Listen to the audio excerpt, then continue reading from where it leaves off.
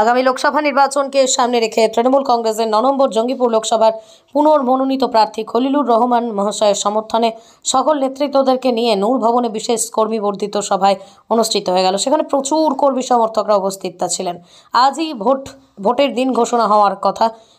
আগামী দিন কবে ভোট হচ্ছে এবং ক দফায় ভোট হবে সমস্ত বিস্তারিত আজ জানা যাবে আর কিছুক্ষণের মধ্যেই। আর তার আগে দেখা গেল লোকসভা নির্বাচনকে সামনে রেখেই তাদের একটা বর্ধিত সভার আয়োজন করা হয়েছে। কর্মী বর্ধিত সভায় প্রচুর নেতৃত্ব সেখানে উপস্থিত হয়েছেন। তবে ভোটের বাক্সে প্রমাণ হবে কোন দলে গিয়ে।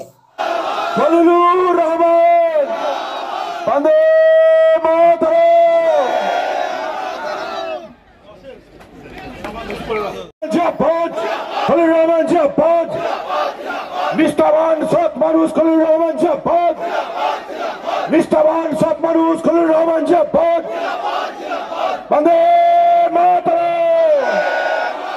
অভিষেক ব্যানার্জি, মমতা। সহকর্মীরা আঘাত পেয়েছে, আমি দুঃখ প্রকাশ করছি। আমার ওইভাবে হয়তো বলা ঠিক হয়নি, আমি আর কি বলে করেছিলাম। আমার যারা আমাদের সঙ্গে বিধায়ক হয়েছে বা আমাদের সঙ্গে যারা রাজনীতি করেছে, সিনিয়রিটির দিক থেকেও অনেক সময় আমি মজা করি, আমার বন্ধু হিসেবে, সহকর্মী হিসেবে। তো জানি না কোথায় কি বলে দিয়েছি, রোজার মাস তো একটু দুপুর হয়ে গেলে একটু টেম্পারটা হয়ে যায়, কোথায় থেকে খেয়েও হারিয়ে কোথায় থেকে কোথায় চলে যায়। আমি দুঃখিত। আজকে মনে রাখবে, যেভাবে এই নির্বাচনে